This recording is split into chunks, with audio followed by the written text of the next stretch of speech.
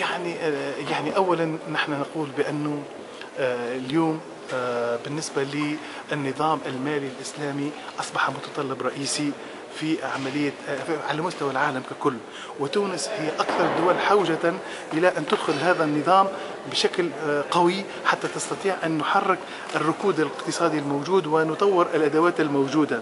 أعتقد أن هذا اختيار موفق من حركة النهضة، واختيار موفق من الحكومة الحالية، باعتبار أنه إرساء دعائم العقود والمنتجات المالية الإسلامية ما رأيناه مبكرا برغم ضيق الوقت وبرغم الظروف الصعبة من إيجاد عدد من الفصول الهامة لإيجاد النظام الجبائي للمنتجات المالية الإسلامية. هذه خطوة مباركة ومباركة جدا، وهي منطلق نحو الاتجاه الصحيح، ولكن ما زال أمامنا الكثير. ما زال أمامنا هناك تشريعات، نحتاج إلى تشريعات أساسية على مستوى عقود الإجارة بالطريقة الإسلامية، بالطريقة التي تنصف المتعاقدين وتحدث توازن بين أفراد التعاقد أو المتعاقدين وتساهم فعليا في التنمية.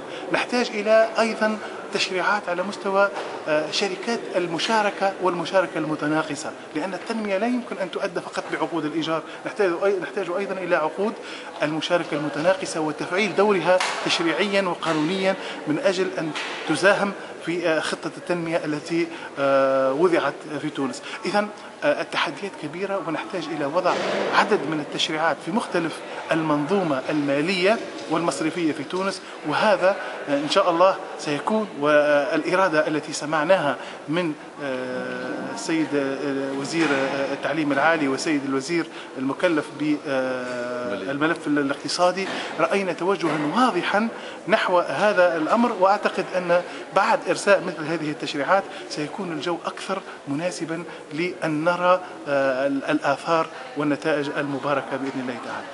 شكرا فيك.